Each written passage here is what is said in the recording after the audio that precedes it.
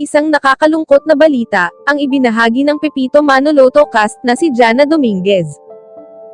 Ito ay ang pagpanaw ng kanyang panganay na anak na si Isabel Ablan, nito lamang October 7. Sa naging post ni Jana sa kanyang Instagram account, ay hindi idinetalye ang tunay na dahilan sa biglaang pagpanaw ng anak, kaya naman ang mga netizen ay kanya-kanya ng haka-haka.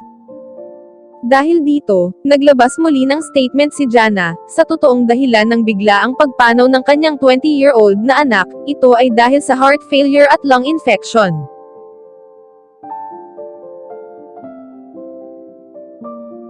Dadag pa ni Jana, kasalukuyang nasa kondo sa Manila si Isabel nang bigla siyang mahirapan sa paghinga. Kasama niya sa kondo ang kanyang caregiver na si Yayalin. Tinawagan naman agad ni Yayalin, ang ina ni Isabel, na si Jana Dominguez.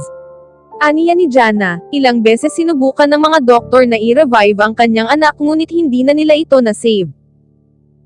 Matatandaan din na isinapubliko ni Isabel Ablan na na-diagnosed siya na may lupus.